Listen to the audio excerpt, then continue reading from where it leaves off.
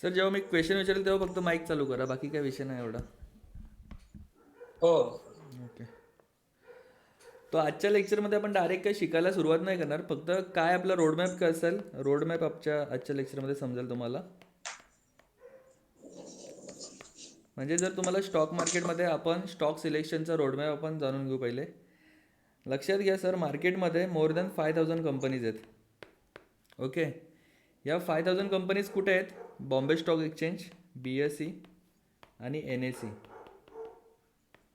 हे दोन main stock exchange आहेत. ह्याच्यावर स्टॉकची ट्रेडिंग होते, स्टॉकची इन्व्हेस्टमेंट होते. आपल्याला जे पण स्टॉक आपण बाय करतो, सेल करतो, हा स्टॉक मार्केट आहे.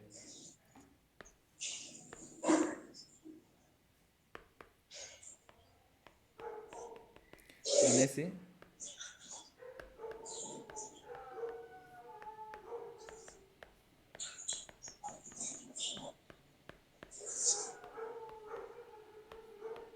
याद नाही होत का? ओके. बॉम्बे स्टॉक एक्सचेंजवर जवळजवळ 5000 कंपनीज आहेत आणि नॅशनल स्टॉक एक्सचेंजवर 2000 कंपनीज आहेत. ओके. आता मला सांगा सर, टोटल आपल्याकडे जर दोन्ही एक्सचेंजच्या कंपनीज जर एकत्र केल्या, अराउंड 7000 कंपनीज मार्केटमध्ये आहेत. ओके. यातून तुम्हाला जर लॉंग टर्म इन्व्हेस्टमेंट करायची असेल, किती कंपनीज लागत असतील? जर तुम्हाला लॉंग टर्म इन्व्हेस्टमेंट करायची असेल तर किती कंपनीज लागतील? अंदाज काही?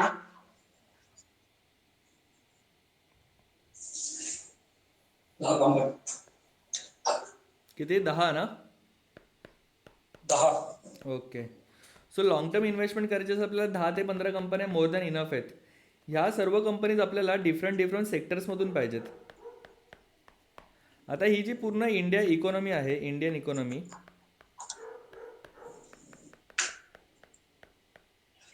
या इंडियन इकॉनॉमीमध्ये बरेचसे सेक्टर्स आहेत, जसं की pharma, IT, infra,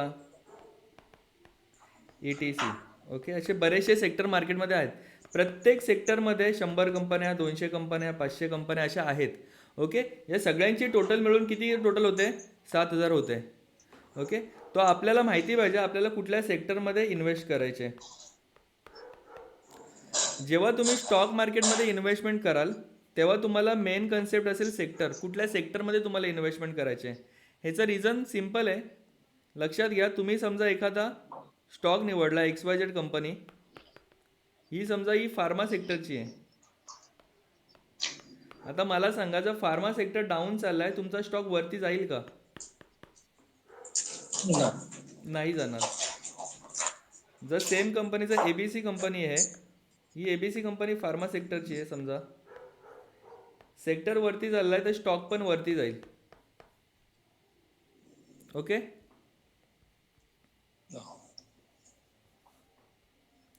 so overall आपण स्टार्टिंग करणार. पहिली गोष्ट, जर तुम्हाला स्टॉक मार्केटमध्ये त्या 10 ते 15 कंपनी चूज करायच्या असतील, सिलेक्ट करायच्या असतील, तुम्हाला पहिली गोष्ट आली पाहिजे फंडामेंटल ॲनालिसिस.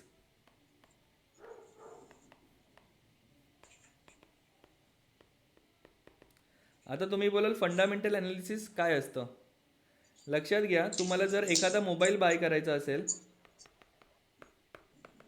तर तुम्ही कोणकोणत्या गोष्टी बघता सर त्याच्यामध्ये? समजा तुम्हाला एखादा मोबाईल बाय करायचा आहे तर कुठल्या कुठल्या गोष्टी बघाल?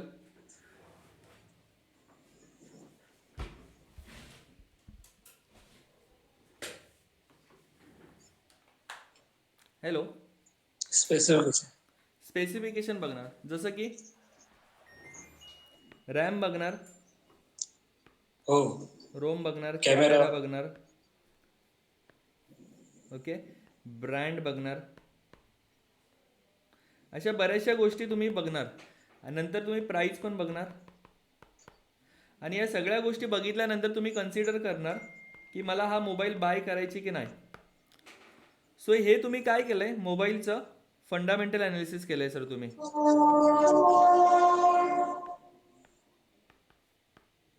मोबाईलचं तुम्ही काय केलंय, फंडामेंटल ॲनालिसिस केलंय. डेली लाईफमध्ये आपण सर फंडामेंटल ॲनालिसिस करतो सर.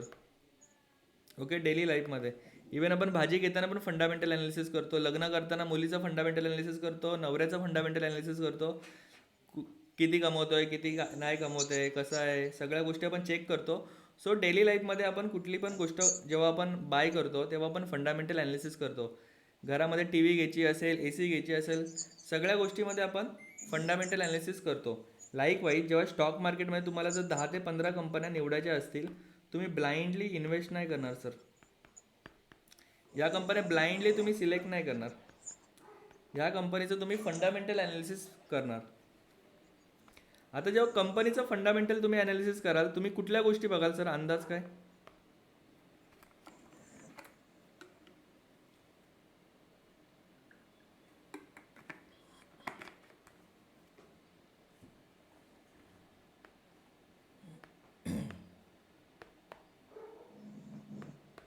जेव्हा एखाद्या कंपनीचं आपल्याला समजा फंडामेंटल अनालिसिस करायचे, समजा XYZ कंपनीचं आपल्याला जर फंडामेंटल अनालिसिस करायचे, तर आपण त्या कंपनीची प्रॉफिट सेल्स ग्रोथ बघणार purchase. Sir. Okay, company profitable आहे की नाही, कंपनीवर कर्ज किती आहे, कंपनीमध्ये प्रमोटर होल्डिंग आहे की नाही. ओके, या सगळ्या कन्सेप्ट आपण वन बाय वन क्लिअर करणार. म्हणजे कंपनीचं जेव्हा फंडामेंटल अनालिसिस करणार त्याच्यामध्ये आपण पहिली गोष्ट बघणार, रेशो अनालिसिस करणार. ओके, दुसरी गोष्ट P&L अकाउंट बघणार, कंपनी किती प्रॉफिट अँड लॉस करते सगळ्या गोष्टी बघणार. बॅलन्स शीट बघणार, कॅश फ्लोज बघणार,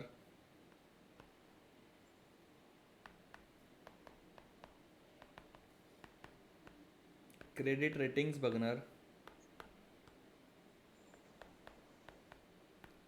कॉन्कॉल्स बघणार, कॉन्कॉल्स रीडिंग करणार,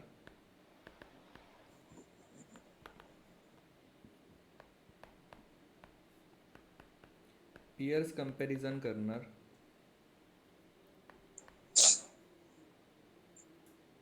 नंतर एक चॅट जीपीटीचा यूज पण करणार आपण, AIचा use. Okay,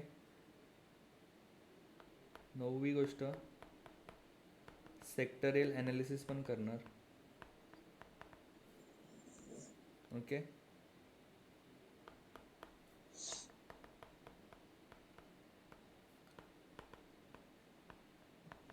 economy analysis. Okay, so overall या सगळ्या गोष्टी आपण फंडामेंटल ॲनालिसिसमध्ये करतो सर. आणि या सगळ्या गोष्टीची मी तुम्हाला काय प्रोव्हाइड करणार आहे, चेकलिस्ट प्रोव्हाइड करणार. ओके, या चेकलिस्टमध्ये तुम्हाला सगळ्या गोष्टी लिहून देणार की ह्या गोष्टी एवढ्या एवढ्या पाहिजेत मला. या सगळ्या गोष्टी जर एखाद्या कंपनीमध्ये दिसत असतील तर तुम्ही तो स्टॉक बाय करा सर. ओके, इथपर्यंत क्लिअर? यस. नंतर एकदा फंडामेंटल अनालिसिस झालं सर, काय बोललो, एकदा फंडामेंटल अनालिसिस झाल्यानंतर आपण टेक्निकल अनालिसिस शिकणार.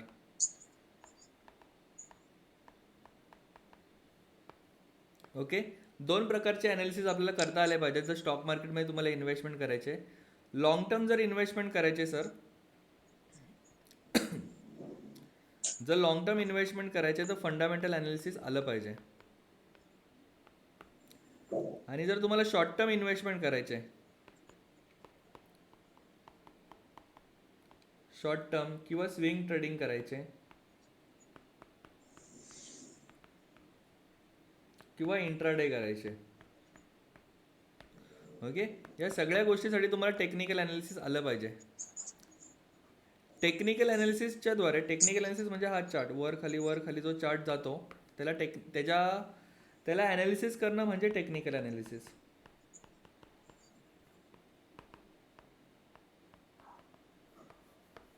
ओके, टेक्निकल अनालिसिसमध्ये आपण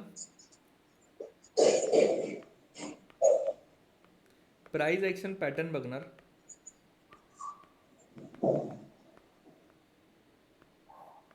ओके, या प्राइस ॲक्शन पॅटर्नच्या हेल्पनी आपण एखाद्या स्टॉकमध्ये एंट्री कुठं घ्यायची, दुसरा स्टॉप लॉस कुठं लावायचा, आणि थर्ड गोष्ट म्हणजे टार्गेट कसं डिसाईड करणार. म्हणजे एखादा स्टॉक तुम्हाला फंडामेंटली स्ट्रॉंग वाटला, समजा ही XYZ कंपनी आहे, ही कंपनी तुम्हाला फंडामेंटली स्ट्रॉंग वाटली. ओके, हे कसं फंडामेंटली स्ट्रॉंग कंपनी कशी शोधायची हे तुम्हाला मी शिकवेल. एकदा कंपनी फंडामेंटली स्ट्रॉंग दिसली, त्यानंतर तुम्ही त्या कंपनीचं टेक्निकल ॲनालिसिस करणार.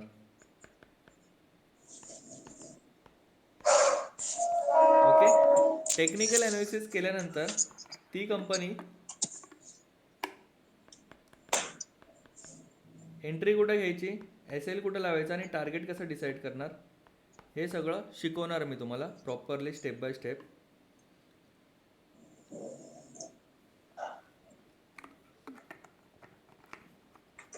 आता तुम्ही बोला टार्गेट डिसाईड करणं म्हणजे काय. समजा एखादा स्टॉक 100 रुपयाचा आहे, तो वरती 120 रुपये जाईल, 200 रुपये जाईल, हे डिसाईड कसं करतात. तर हे तुम्ही टेक्निकल ॲनालिसिसच्या द्वारे डिसाईड करू शकता.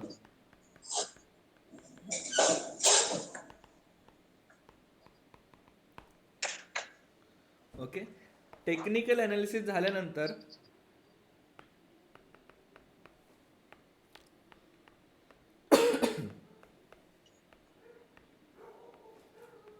आपण रिस्क मॅनेजमेंट स्ट्रॅटेजीज बघणार. ओके, म्हणजे या रिस्क मॅनेजमेंट स्ट्रॅटेजीमध्ये तुम्हाला रिस्क टू रिवॉर्ड रेशो किती मेंटेन करायचे, हे सगळं तुम्हाला स्टेप बाय स्टेप सांगितलं जाईल. ओके, सर कॅमेरा चालू करू शकता का तुम्ही. हो.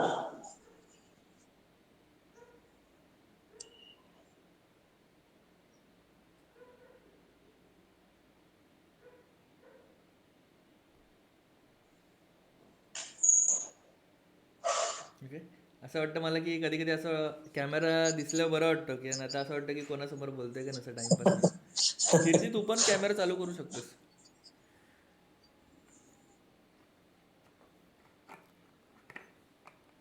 ओके, इथपर्यंत क्लिअर झालं ना. आपण कसं जाणार आहेत. आपण पहिली गोष्ट आपण स्टार्टिंगला शिकणार हो. Fundamental analysis. येस. हे कम्युनिकेशन झालं पाहिजे सर, इंटरॅक्शन. दुसरं टेक्निकल अनालिसिस. हो.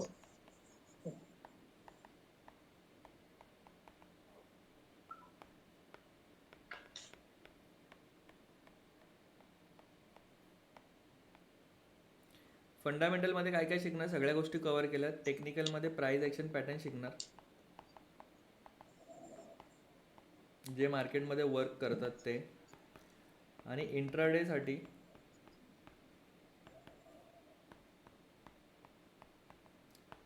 स्मार्ट मनी कन्सेप्ट. ओके, ह्या कन्सेप्टवर मी ऑलरेडी आपल्या यूट्यूब चॅनलवर व्हिडिओ टाकलेत. ओके सर, चॅनलचं नाव आहे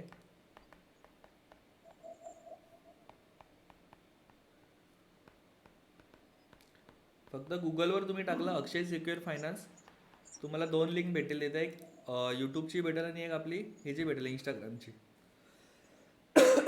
खोकला झालाय हो मला. थंडी आहे ना. सो कंटिन्यू बोलतो तेव्हा ते ठसका लागतो, असंच नाही.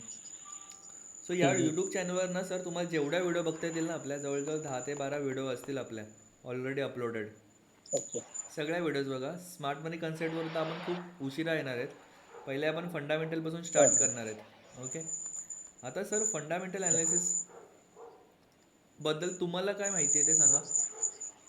जस्ट बेसिक नॉलेज काय आहे. मध्ये काही जास्त नाही साहेब, म्हणजे असं जे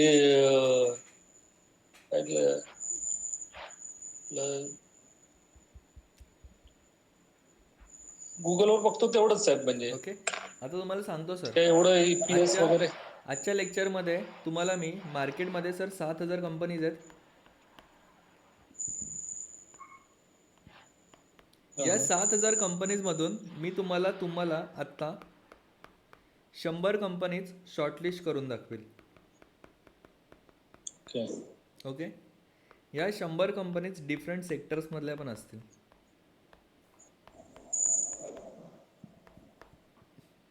7,000 मधून मला 100 कंपनीजवर जर पोचायचं असेल तर किती वेळ लागेल सर?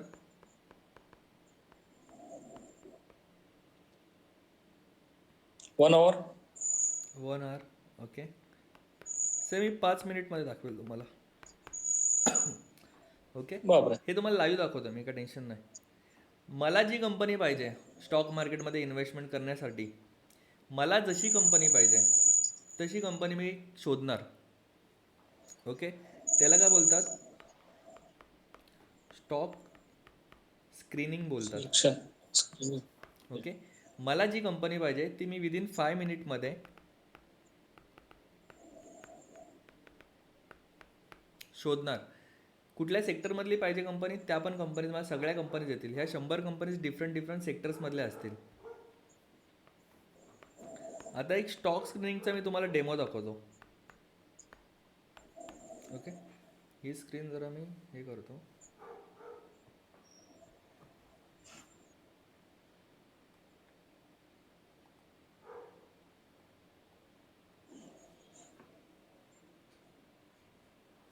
स्क्रीन विजिबल आहे का? हो. या स्क्रीनरवर जायचे तुम्हाला.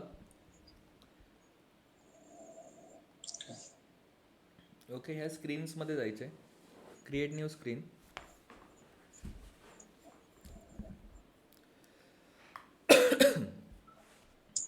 लक्षात घ्या सर, मार्केटमध्ये ह्या ज्या 7,000 कंपनीज आहेत ना, काय बोललो? हो. ह्या ज्या 7,000 कंपनीज आहेत ह्या अकॉर्डिंग टू सेक्टर्स डिवाइड केल्यात. आणि दुसरी गोष्ट म्हणजे मार्केट कॅप वाईज डिवाइड केल्यात. म्हणजे ह्यामध्ये काही कंपन्या असतील, मोठ्या कंपन्या असतील मार्केटमधल्या, जसं की Reliance industry, Wipro, ITC, Infosys, Capgemini, हे सगळे, कॅपजेमिन नाही ना, इन्फोसिस, TCS, ह्या सगळ्या मोठ्या मोठ्या कंपन्या आहेत. ह्या लार्ज कॅपच्या कंपन्या आहेत. काही कंपन्या मिड कॅपच्या असतात आणि काही कंपन्या स्मॉल कॅपच्या असतात. सो लार्ज कॅपच्या, मला जर चांगल्या चांगल्या कंपनीमध्ये इन्व्हेस्टमेंट करायचे ज्या ऑलरेडी ग्रोथवाल्या आहेत, तर त्या कंपन्या मी कशी शोधणार? इथं फॉर्म्युला टाकायचे मला, मार्केट कॅप. मी आता 2,000 ज्या 7,000 कंपन्या आहेत ह्यातून मी शॉर्टलिस्ट करतो सगळ्या कंपन्या. लार्ज कॅपच्या कंपन्या शॉर्टलिस्ट करतोय. इथे मी 7,000मधून 350 कंपन्या शॉर्टलिस्ट केल्यात. इंडियामधली सर्वात नंबर 1 कंपनी कोणती आहे? सर्वात मोठी कंपनी कोणती आहे Reliance. इंडियामध्ये? रिलायन्स इंडस्ट्री आहे सर. 2 नंबरची company HDFC bank, Bharti Airtel, TCS, ICICI bank, SBI, Infosys, Bajaj finance, Larsen टर्बो, LIC, Hindustan Unilever, Maruti Suzuki, ITC.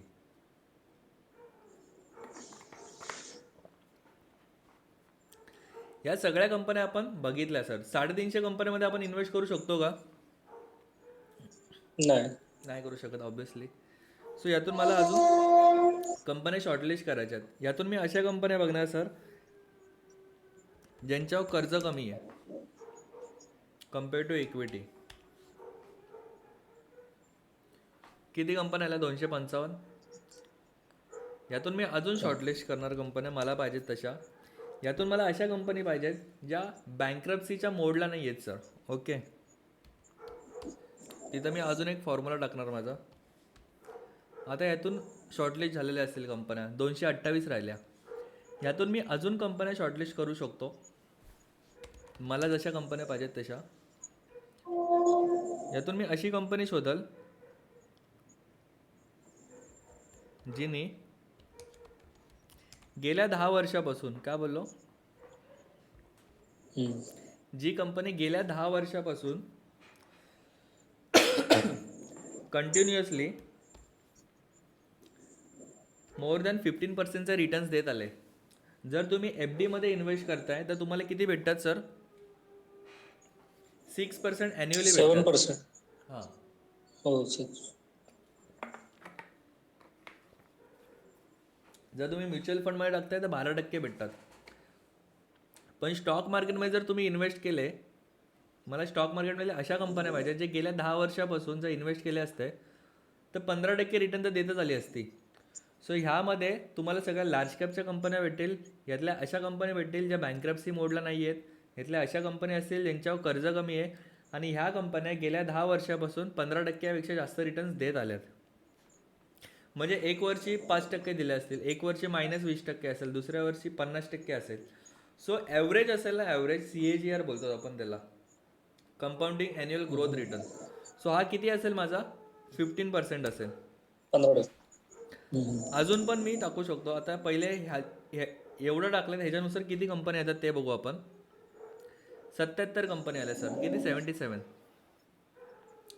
Okay. आता ह्या 77 कंपन्या कुठल्या कुठल्या इंडस्ट्रीमधल्या आहेत? केमिकल, फार्मास्युटिकलमधल्या 6 आहेत इथे, IT वाल्या 4 आहेत, ऑटोवाल्या 4 आहेत. अशा सगळ्या सेक्टर वाईज डिवाईड झाल्या त्या कंपन्या. ओके.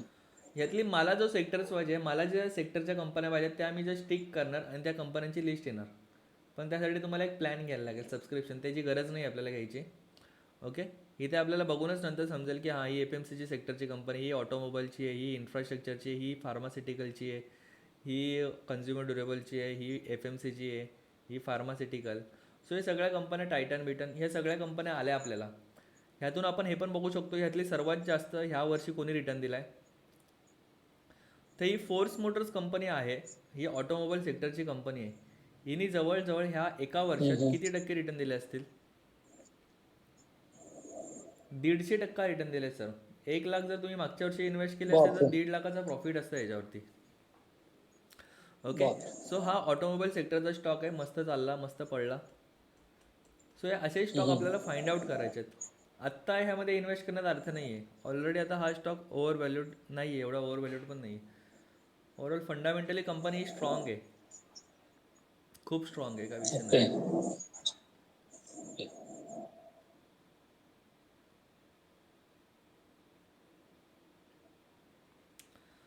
ओके, समजलं?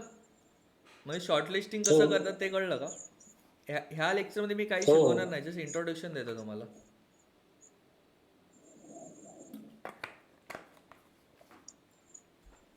आता टेक्निकल ॲनालिसिसमध्ये जर आपण फोर्स मोटर्स बघितला, तो ट्रेडिंग व्ह्यूवर जायचे आपल्याला. ट्रेडिंग व्ह्यूवर क्लिक केलं, हा एकच प्लॅटफॉर्म तुम्ही चार्ट ॲनालिसिस करायला करणार उपयोग. ओके, सुपर चार्टवर जाणार. आता इथे मी ती फोर्स मोटर्स टाकतो. 1 मिनिट टाइम फ्रेमवर असाल तर स्विंग ट्रेडिंग करायचे आपल्याला, तर डेली, विकली, मंथली टाइम फ्रेमवर बघणार.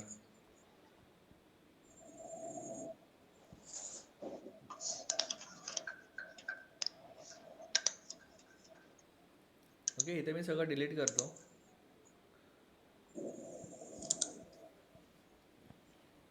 स्क्रीन नाही दिसत सर. अच्छा, सॉरी.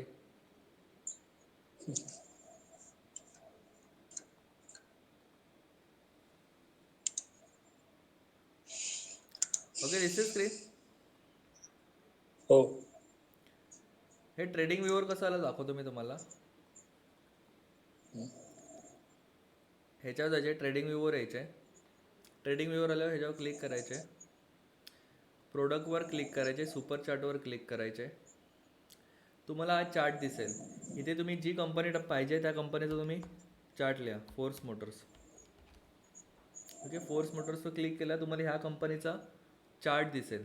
इथे तुम्हाला टाइम फ्रेम सिलेक्ट करायचे, 1 वीक, मंथली, विकली, डेली, हे 3 टाइम फ्रेम आपण सिलेक्ट करणार. आता तुम्हाला जर ह्या स्टॉकमध्ये एंट्री घ्यायची असेल तर कधी एंट्री होती माहिती आहे का? इथे ह्या स्टॉकचा ब्रेकआउट झालेला सर, तुम्हाला दाखवतो मी. 3-4 पॅटर्न आपण बुलिश पॅटर्न बघणार सर. ओके, यामध्ये टेक्निकल ॲनालिसिसमध्ये मी 3 पॅटर्न शिकवतो मोस्टली. पहिला असेल फ्लॅग अँड पोल. ओके, दुसरा असेल कप अँड हँडल. हा कप अँड हँडल. आणि तिसरा पॅटर्न असेल इन्व्हर्टर हेड अँड शोल्डर.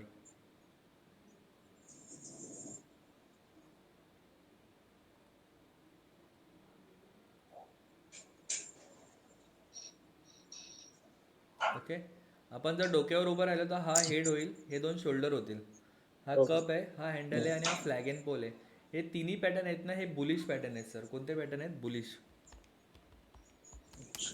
हे जर स्टॉक तुम्हाला, हे चार्ट जर तुम्हाला दिसले कुठल्याही स्टॉकमध्ये डेली, विकली, मंथली टाइम फ्रेमवर, जर त्या स्टॉकच्या चार्टमध्ये जर आपला कन्फर्मेशन मॅच झाले, 15 कन्फर्मेशन मी तुम्हाला शिकवेल येणार काळात, ते कन्फर्मेशन मॅच झाले तुम्ही एंट्री घेऊ शकता.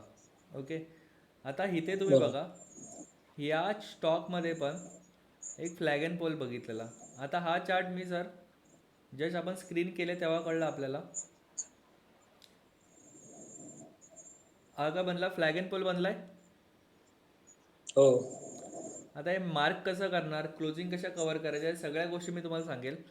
ह्याच्यामध्ये ही जी कॅन्डल बनली ही ब्रेकआउट कॅन्डल बनलंय. ओके, आता ह्या ब्रेकआउट कॅन्डलच्या आपण क्लोजिंगला एंटर करणार. आता ह्या कॅन्डलमध्ये माझे सगळे कन्फर्मेशन मॅच झालेले आहेत. ओके, ह्या कॅन्डलमध्ये माझे सगळे कन्फर्मेशन मॅच झालेत. ह्या लेवलला एंट्री होती आपली किती, 9,034 रुपयाला एंट्री होती या स्टॉकमध्ये. आणि इथून हा टार्गेट वरती कसं डिसाईड करणार, जी हाईट आहे ना ह्या लो पासून या हाईट पर्यंत किती आहे, 9,000 आहे. ओके. सो ही जी ट्रेंड लाईन मारले मी, ही जी लाईन मारले आडवी खाली, इथून मी वरती 9,000 घेणार. हा माझा टार्गेट असेल. सो माझी एंट्री 9,000 ओके. होती. 9,000 वरनं कुठं स्टॉक जाईल, हा 16,000वर जाईल. कुठं, 16,600चा टार्गेट होता माझा, तो अचीव झाला. तिथे स्टॉक साईडवेज झालाय. इवन तुम्ही गोल्ड बघा, जी गोल्डची प्राइस बोलतोय आता, लक्षात घ्या. Remove for everyone. इथे तुम्हाला मंथली टाइम फ्रेमला सरळ वरतीच चाललाय. पण तुम्ही जर daily time frame, weekly time फ्रेमला बघाल तर इथे आपल्याला पॅटर्न बघायचे आहे. ओके, तुम्ही इथे बघाल की इथून हा सरळ वरती गेलाय. ओके, हा एक फ्लॅग अँड पोल झाला इथे आपला. या ठिकाणी जिथं ब्रेकआउट दिला, आता हे तुम्हाला ॲडव्हान्स जाईल का, टेन्शन नाही. ही जी इथे कॅन्डल होती ना, ही माझी ब्रेकआउट कॅन्डल होती.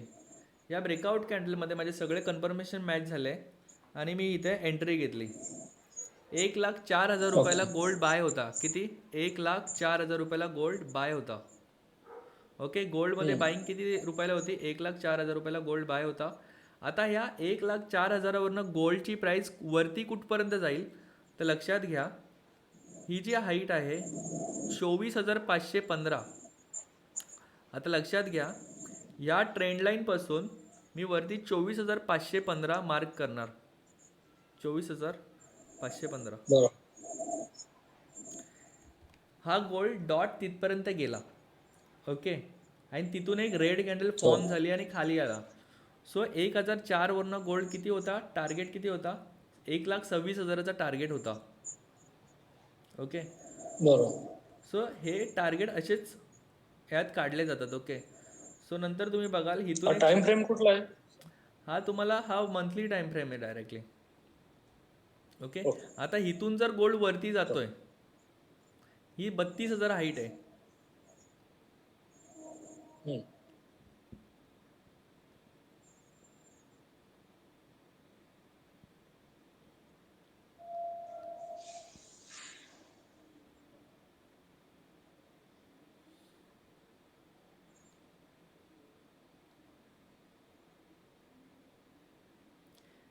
इथून गोल्ड मी बघतोय 1,55,000पर्यंत गोल्ड मी वरती बघतोय sir. I am bullish on gold. Okay, जर तुम्ही सिल्वरची प्राइस बघाल, हे रिअल कमोडिटीवाला बोलतोय मी सगळं सर. हो. आता इथे मी मंथली टाइम फ्रेमला जाणार. हे सगळं इरेज करतो मी तुमच्या समोर. लक्षात घ्या, इथून ही सरळ पोल बनला फ्लॅगचा आणि हा अशी क्लोजिंग दिली. इथे ही जी कॅन्डल बनली ही ब्रेकआउट कॅन्डल. आत्ता कळणार नाही, इट्स ओके, नो प्रॉब्लेम. कीर्तीला काही समजणार नाही आत्ता, it's okay. He breakout candle आहे सर. हिच्यामध्ये माझे कन्फर्मेशन मॅच नाही झाले, ह्या कॅन्डलमध्ये झालेत. ह्या कॅन्डलमध्ये माझे कन्फर्मेशन मॅच झाले, माझी एंट्री अजून वरती पडेल. आता गोल्डमध्ये बाईंग कितीला होती, 72,000 रुपयाला गोल्ड बाय होता, सॉरी सिल्वर.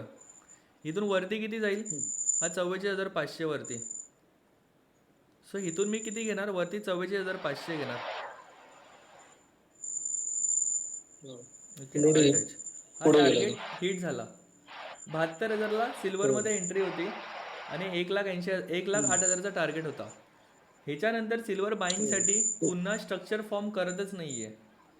हा जस्ट पोल बनलाय सर. हो ओके. आता ह्याच्यात पण आपण बघू शकतो डेली टाइम फ्रेमला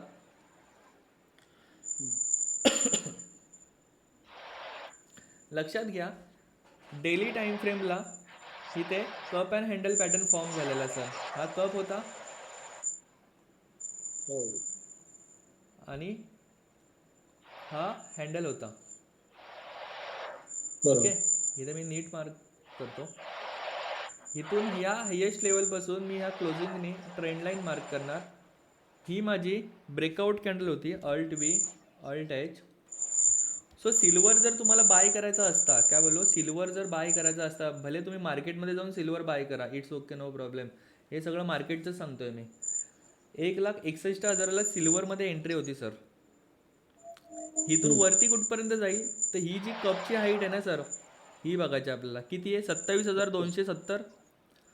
सो ह्या ट्रेंड लाईन पासून 27,270. ओके. टार्गेट हिट झालं. टार्गेट आपला सर हिट झाला आणि ह्या टार्गेटच्या इथे सर अजून एक फ्लॅग बनलाय. ओके. 1,61,000 वरनं एंट्री घेतली असती आपण, 1,61,000ला सिल्वर बाय केला असता, 1,85,000चा टार्गेट होता. Got it. सो अगेन तुम्ही बघू शकता इथे. आता हे सगळं इरेज करतो मी. मला पुन्हा एक फ्लॅग दिसतोय इथे बनलेला शॉर्ट टर्ममध्ये. ही माझी ब्रेकआउट कॅन्डल आहे सर, अल्ट बी. हो ओके. ह्यात सगळे कन्फर्मेशन माझे मॅच झाले. Alt H. 1,88,000ला सिल्वर बाय आहे. किती? 1,88,000. इथून वरती किती जाईल? सो मी इथून ही हाईट पकडली. किती आहे? 28,700. सो ह्या क्लोजिंगपासून वरती सिल्वर अजून मला 28,700 दिसतोय. म्हणजे हो 2,12,000 2,10,000पर्यंत ऑपॉर्च्युनिटी. सिल्वर अजून जाईल वरती. ओके. हो सो ह्या ज्या सगळ्या प्राईस मी काढल्या तुमच्या समोर, भले सिल्वरच्या असतील, गोल्डच्या असतील, स्टॉक मार्केटमधले स्टॉकच्या प्राईस पण मी अशाच काढतोय. सध्या मी स्टॉक का नाही दाखवले, कारण की तुम्ही परत स्टॉक बाय करू का नको असं होईल तुम्हाला. ओके. त्यामुळे स्टॉकची प्राईस मी मुद्दामून दाखवली नाही. नाही तर स्टॉकची प्राईस मी दाखवली असती. सिल्वर कसं आता महाग आहे ना थोडा, 1,61,000, म्हणजे 2,00,000च्या वरती सिल्वर पोचलाय. ओके. गोल्ड पण वरती पोचलाय. ह्या सगळ्या प्राईस आहेत ना सर, या टेक्निकल अनालिसिसच्या द्वारे आपण simple price action pattern follow करून बघतोय. ह्याच्यानुसार तुम्ही स्विंग ट्रेडिंग करणार. इव्हन स्टॉक मार्केटमध्ये हे स्टॉक्स पण आहेत ना, सेम असेच पॅटर्न बनलेले असेल मोस्ट ऑफ द स्टॉक्समध्ये. त्यामध्ये तुम्हाला एंट्री घ्यायची आहे सगळे पॅरामीटर मॅच झाले की. ओके. पण हे टेक्निकल अनालिसिस मी शेवटला शिकवतो. पहिले फंडामेंटल अनालिसिस शिकवणार. ओके. त्यानंतर मग चालेल. तुम्हाला टेक्निकल अनालिसिस शिकवणार. Got it. येस. यात काय डाऊट? काय काहीच नाही. ओके. सो हे लक्षात घ्या सर. एसएल कुठे लावणार सर ते? काय काय काय एसएल त्याचा कुठे होता? हां, स्टॉप लॉस ना. Stop loss. आता लक्षात घ्या, आता ही ब्रेकआउट कॅन्डल आहे. ब्रेकआउट कॅन्डलची जी अगोदरची कॅन्डल असते, ही रेड कॅन्डल. ओके. ह्या रेड कॅन्डलच्या खाली 2% स्टॉप लॉस असेल माझा. स्क्रीन नाही दिसत. हा सॉरी, एक मिनिट. Alt H.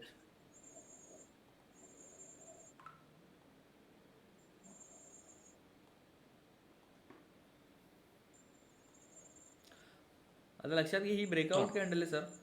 या ब्रेकआउट कॅन्डलच्या अगोदरच्या कॅन्डलच्या खाली 2%, या लो बसून 2% घेणार मी. ओके. हा हा हा हा. ओके. म्हणजे इथे ओके. माझा स्टॉप लॉस असेल या लाईनला. स्टॉप रेडच्या खाली. लॉसच्या खाली जर क्लोजिंग झाली तर एक्झिट करणार मी. कारण की स्टॉक मार्केटमध्ये 100% ॲक्युरेसी कोणाची नाही आहे सर. नाही बरोबर. दोनच माणसांची फक्त स्टॉक मार्केटमध्ये 100% ॲक्युरेसी आहे. कोण असेल ते सांगा. कोण? पहिला आहे भगवान, गॉड. आणि दुसरा आहे लायर. लायर म्हणजे जो खोटा बोलतो बघा. मी बोललो होतो ना हा स्टॉक घे, वरती गेला बघ. त्याची ती खोटी लोक आहेत ना, त्यांची 100% ॲक्युरेसी असते. आणि दुसरा गॉड, बाकी कोणाची नाही. माझी पण नाही 100% ॲक्युरेसी, ना की मुकेश अंबानीची 100% ॲक्युरेसी आहे. No one can predict the market. हे गोल्डन रूल्स आहेत मार्केटचे.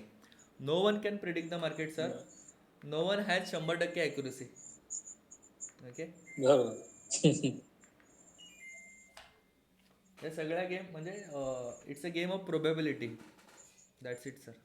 बरोबर. ओके, सो या सगळ्या 50-50. गोष्टी हां 50-50. 50-50 बरोबर आहे. पण इथे सर आपल्याला रिस्क मॅनेजमेंट महत्त्वाची आहे. रिस्क मॅनेजमेंट खूप इम्पॉर्टंट हा रोल हा प्ले करते. जस्ट मी तुम्हाला रिस्क मॅनेजमेंटचा हा. एकच एक्झाम्पल देतो आणि मग आपण थांबूयात, त्या विषय नाही. हम्म. उद्यापासून आपण चल चालू करू. चल. हो.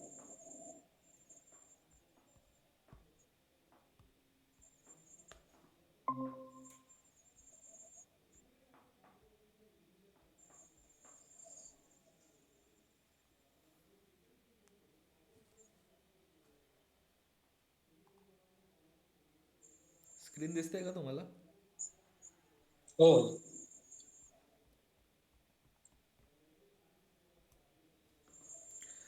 आता रिस्क मॅनेजमेंट लक्षात घ्या सर.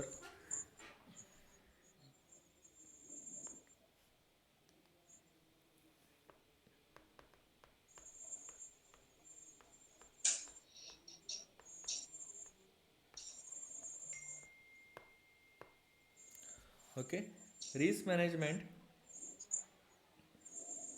मार्केटमध्ये 100% ॲक्युरेसी कोणाशी नाही आहे. हा.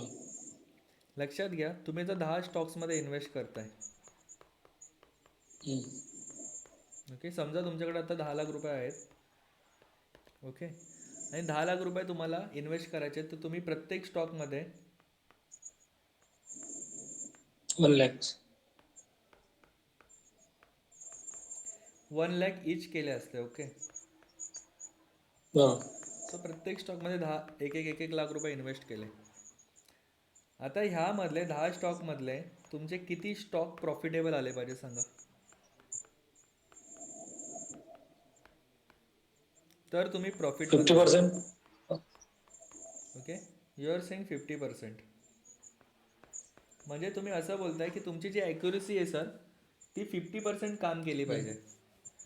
म्हणजे 10 स्टॉक बाय हो. करतोय, 10 स्टॉकमधले 5 स्टॉक जरी माझ्या अकॉर्डिंग गेले तरी मी प्रॉफिटेबल आहे. ही एवढी ॲक्युरेसी जर तुमची असेल ना सर, खूप झाली. पण मिनिमम किती पाहिजे माहिती आहे का सर? ही मिनिमम किती पाहिजे तुम्हाला सांगतो. आयडियली 30% असेल ना, 30% ॲक्युरेसी, तरी मोर दॅन इनफ आहे. कसं सांगतो सर? हो. जर तुमची accuracy depends on Risk management. Risk to reward ratio. आता तुम्ही बोला रिस्क टू रिवॉर्ड रेशो काय असतं हे लक्षात घ्या. आपली चूक काय होते माहिती आहे का, जेव्हा स्टॉक मार्केटमध्ये आपण एंटर करतो ना, तेव्हा आपली चूक असते की आपण एंटर केल्यानंतर आपण पहिला विचार करतो की मला एवढा प्रॉफिट झाल्यावर मी बाहेर निघेल. आपल्या माइंडसेटमध्ये असतो की प्रॉफिट. हम्म. म्हणजे मला जर मी 1 लाख रुपये करतोय इन्व्हेस्ट, तर मला जर 50,000चा प्रॉफिट झाला, 1 लाखाचे 2 लाख झाले की मी बाहेर निघेल. आपल्या डोक्यात असतो प्रॉफिट, पण आपण कधीच विचार करत नाही की किती लॉस झाल्यावर बाहेर निघेल मी. हम्म. ओके, ज्या दिवशी तुम्ही लॉस डिसाईड कराल ना, मी किती लॉस घ्यायला रेडी आहे.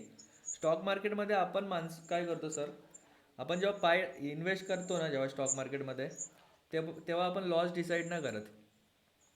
लॉस आपण अनलिमिटेड ठेवतो. ओके, ही जेव्हा गोष्ट तुम्ही कराल ना, तुम्ही कधीच प्रॉफिटेबल नाही येणार. पहिली गोष्ट लक्षात घ्या, तुम्हाला risk to reward ratio follow करायचे.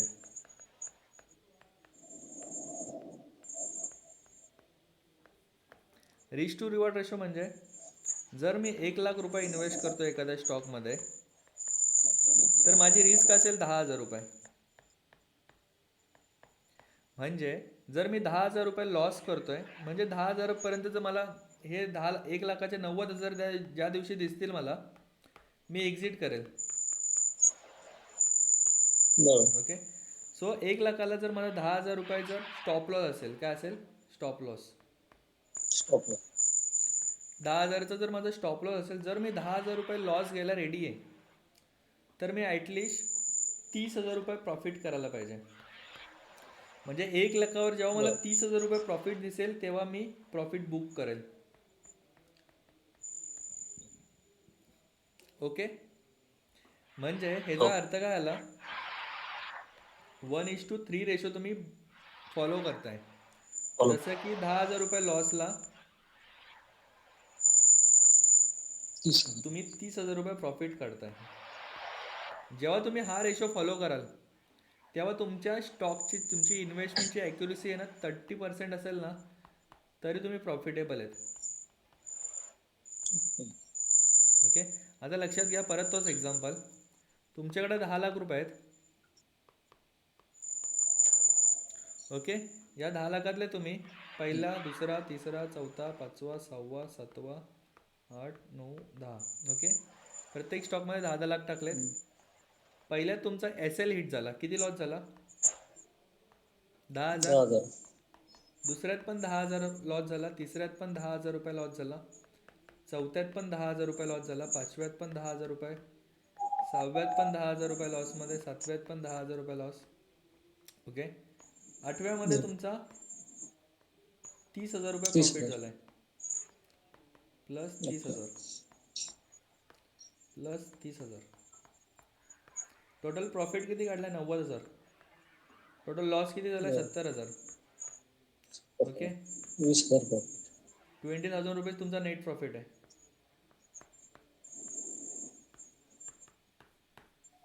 कळलं का? ॲक्युरेसी किती कामाची आहे फक्त हो आपल्या. 30%. ओके, लक्षात घ्या, जर तुम्ही अशी व्यक्ती असाल की भाई अक्षय भाऊ मी 1 लाख रुपये इन्व्हेस्ट केले ना, मी 50,000 रुपये प्रॉफिट घेतल्याशिवाय निघत नसतो. ओके, 10,000 रुपये लॉस ठेवेल मी, 10,000 रुपये घेतल्यावर निघेल किंवा 50,000 रुपये प्रॉफिट घेतल्यावर निघेल. म्हणजे तुम्ही 1:5 रेशो अचीव करताय. Got okay. इट? जर तुम्ही ह्या हो. 1:5 अचीव जर रेशो करताय तुम्ही, तर तुमची ॲक्युरेसी फक्त 20% पाहिजे सर. ओके. ओके, म्हणजे पहिले पहिल्या 8 मध्ये तुम्ही ना 2 दहा दहा स्टॉक. हजार रुपये लॉस केले. किती लॉस झाला? 80,000. अच्छा. पहिले 1 to 8 स्टॉकमध्ये तुम्ही 80,000 लॉस केला. ओके, हो. 9व्यात आणि 10व्यात 50,000 रुपयाचा प्रॉफिट काढला, 1 लाख झाला. 20,000 प्लस. हो. आता तुम्ही अजून त्याच्यावरची व्यक्ती आहेत. तुम्ही बोलताय आता अक्षय 10,000 रुपयाला ना 10,000 रुपये लॉस घेईल मी, पण त्याच्यात 1 लाख रुपये प्रॉफिट पाहिजे मला, तरच बाहेर निघेल, नाही तर निघणारच नाही बाहेर. म्हणजे 1 लाख इन्व्हेस्ट केले ते 1 लाखाचे 2 लाख झाल्याशिवाय बाहेर निघणारच नाही. 100% मला रिटर्न्स पाहिजेत. भले मग 2 वर्ष लागू देत, 3 वर्ष लागू देत किंवा 5 वर्ष लागू देत. ओके, लॉंग टर्म जाईल तो. जर असा व्यक्ती असेल पण 10,000ला बाहेर निघेल, म्हणजे 1:10 फॉलो करतोय. किती? 1:10. जर तुम्ही अशी व्यक्ती असाल जो 1:10 रेशो फॉलो करताय, तर तुमची ॲक्युरेसी सर फक्त 10% असेल ना तरी तुम्ही प्रॉफिटेबल आहेत. हो. ओके, 9 स्टॉकमध्ये गेले तुमचे 90,000. ओके, 10व्या स्टॉकमध्ये तुम्ही 1 लाख रुपये काढले, 10,000 रुपये प्रॉफिट ना. हो. सो लक्षात घ्या सर, स्टॉक मार्केटमध्ये ना तुम्हाला किती नॉलेज आहे, तुम्ही किती स्किल्ड आहेत, तुम्ही किती एक्सपिरियन्स आहेत, या सगळ्या गोष्टी आहेत ना तुमच्या एका गोष्टी पुढे झुकतात, ते म्हणजे डिसिप्लिन. Okay, risk. सगळ्या गोष्टीचं सोल्युशन, स्टॉक मार्केटचं सगळ्या गोष्टीचं सोल्युशन रिस्क मॅनेजमेंट आहे. लक्षात घ्या का असं बोलतो मी. जर तुम्ही 10,000 रुपयाला बाहेर निघला नाही सर, एक्झिट नाही केलं, तो लॉस तुम्हाला फ्युचरमध्ये 50,000 रुपये दिसू शकतो, तो लॉस तुम्हाला 90,000 रुपये पण दिसू शकतो, किंवा ती कंपनी बंद पण पडेल. जर तुम्ही एखाद्या पेनी स्टॉकमध्ये इन्व्हेस्ट करताय तर, किंवा फंडामेंटली वीक कंपनीमध्ये जर इन्व्हेस्ट करताय, तर ती कंपनी बँकरप्ट पण होऊ शकते. सो जेव्हा आपण स्टॉक मार्केटमध्ये इन्व्हेस्ट करणार तेव्हा सगळ्या गोष्टी बघणार आहे, मग इन्व्हेस्ट करणार. जर 10,000 रुपयाला मी एक्झिट नाही करत आहे तर मला अनलिमिटेड लॉस आहे ना सर. अनलिमिटेड म्हणजे हो बरोबर. फुल लॉस आहे. सो लक्षात घ्या, तुम्हाला लॉस पूर्ण घ्यायचा नाही आहे, तुम्हाला रिस्क मॅनेजमेंट फॉलो करायचे आहे. स्टॉक मार्केटमधला एक गोल्डन रूल सांगतो सर तुम्हाला.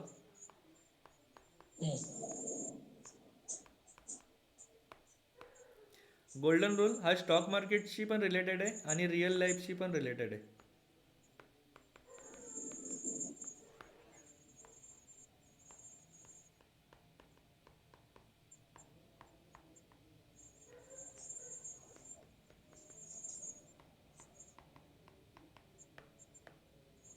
Protect your capital first.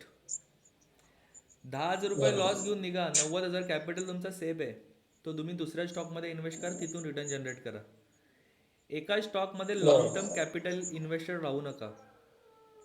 Real बरोबर. रिअल लाईफमध्ये पण सर एकच रूल आहे, आज जर तुम्ही पैशाला वाचवलं तर उद्या तुम्हाला पैसा वाचवणार आहे.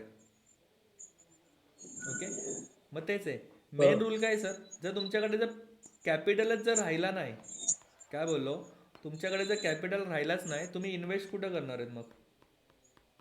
बरोबर. लक्षात घ्या, स्टॉक मार्केटमध्ये एवढं लक्षात घ्या, कॅपिटल वाढला नाही ना तरी चालेल सर. काय बोललो, कॅपिटल बरोबर. वाढला नाही ना तरी चालेल, पण लॉस नाही घेणार मी. बरोबर. म्हणजे वायफळ लॉस नाही देणार. रिस्क मॅनेजमेंट फॉलो करतोय, तो स्टॉप लॉस गेला दॅट इज फाईन. पण म्हणजे मी माझ्या होपमध्ये ट्रेडिंग करतो की हां माझा आता स्टॉक ना फ्युचरमध्ये वाढेल, हे होप ट्रेडिंग वगैरे काही नाही करायच्या गोष्टी. जर रिस्क मॅनेजमेंट फॉलो करताय ना, मग तुम्हाला सायकोलॉजी मॅनेजमेंट ह्या सगळ्या गोष्टी आपोआप मॅनेज होतील. ओके, आजच्या सेशनमध्ये एवढंच. नेक्स्ट टाईमपासून आपण स्क्रीनिंग वगैरे सगळं शिकू. त्याच्या अगोदर आपल्याला रेशो अनालिसिस शिकायला लागेल.